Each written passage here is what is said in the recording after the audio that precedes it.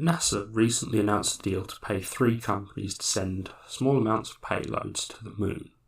The claimed idea behind this is a start to NASA's Artemis mission. For a brief overview, the aim is to put humans back on the moon by 2024, and then go on from that to try and put a sustained human presence on the moon by 2028, so staying around longer, lasting on the surface. Late February this year, NASA picked out a set of experimental payloads they would like to reach the moon. Many of these experiments of interest to someone looking to land humans on the moon, for example a spectrometer aimed at measuring levels of radiation, and a device to measure magnetic fields. As well as this, they want to test devices to precision measure parameters such as velocity during descent in order to make better precision landers. This would be obviously very useful in their idea of improving the way we land humans on the moon, and may be useful for landing a sustained colony. They also want experiments useful in prospecting for lunar resources, in this case to measure surface composition and hydrogen abundance. Again, this is more looking at the latter part of the mission. It will be useful to see what resources the moon has if we're going to be starting to send people up for a long time. The next obvious step then is that these payloads need to be delivered to the moon, and this is where the recent news comes in.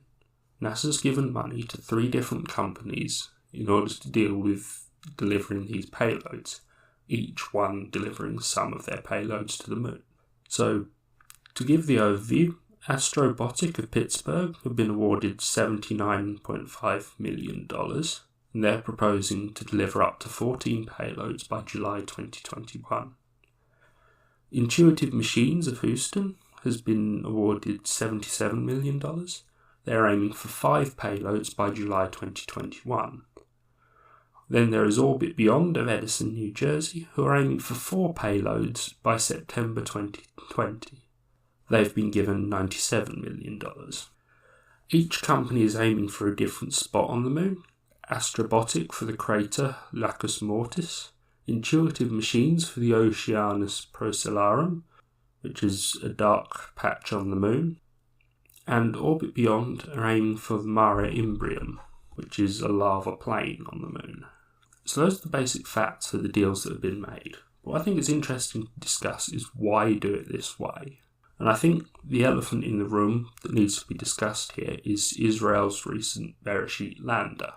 Someone high up at NASA has got to be thinking, if this is the next step in commercial space research, or at least in commercial space exploration, and looking to make money off this perhaps later or in the future, then they will want United States companies to be at the forefront of this. So, to that end, in NASA's report on this, Jim Bridenstine, one of their administrators, says, investing in these commercial landing services also is another strong step to build a commercial space economy beyond low Earth orbit. In other words, they're looking at this for its own benefit as well.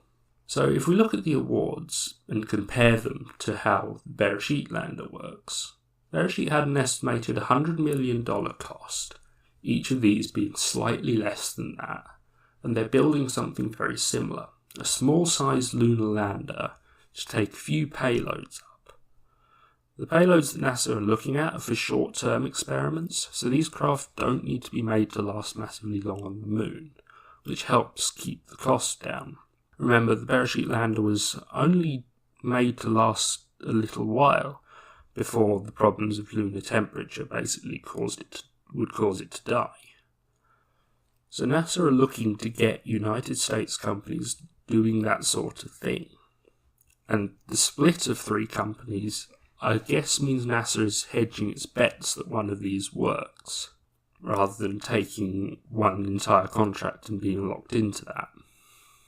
Also, it's interesting to note that the landers are being built by smaller companies. It seems like the big guns, say Blue Origin or SpaceX in space exploration, or say Lockheed Martin, who are very big in sort of high-tech flying things, they're being kept back. They're not involved. They're probably going to be looking at companies like that for a more complicated contract, perhaps related to the later stages. They aren't going to be putting their workers into this That's a very interesting way of doing things. The fact that they're keeping large companies in effect back because they might want to use them later suggests that actually a lot more of this is going to go out to private contractors. So a quick note on the slight differences between the three. Orbit Beyond is clearly aimed as the speedy one. They're working with fewer payloads than the others, despite paying them far more money than the other two. 77 million for Intuitive Machines, but 97 million for Orbit Beyond. The play with them, though, is that they are planning to get it done quickly, September of 2020 rather than July 2021. Astrobotic then is the one that's going for size. If that works, they basically get any experiment they want because they've got up to 14 payloads. It's a pitch with more payloads than the other two combined. Intuitive, I suppose, is more the middle ground option. It's the cheapest slightly, but it has the time of Astrobotic and a small payload similar to Orbit Beyond. In summary, I think NASA's playing, in effect, quite clever here. The Artemis mission in total is actually a very sensibly devised one, in that while it sounds like an impressive thing, the first part of getting humans back to the moon is well-trod ground. They don't actually need to do these experiments in order to get that bit up and running. And because it's well-trod ground, that's something they should be able to succeed at. In all honesty, the really clever part now is that even if this mission does go completely mental, they've been able to use it to pull the United States into the race for low-cost, simple lunar landers, which try to push commercial space interests beyond near-Earth orbit. They've now got 3 companies building landers for this project. And also, of course, far more companies will have put designs in, will have put their ideas in. And if these landers are successful, they can call for more money and have another run at it. So overall, this is a sensible start. It's not actually, in terms of space exploration, a massive amount of money, although in terms of most other things, it's a lot. And it's no guarantee that Artemis is really going to get off the ground. However, it is very clever, it's very useful. And even if this isn't perhaps the push forward towards that bigger mission of getting humans back on the moon, it's still interesting for the United States to get these small landers working. I suppose, as the last comment then, good luck to those companies. It can be done. Merishit proved that that's a difficult goal and that it can go wrong, but it can be done. So good luck to you, chaps.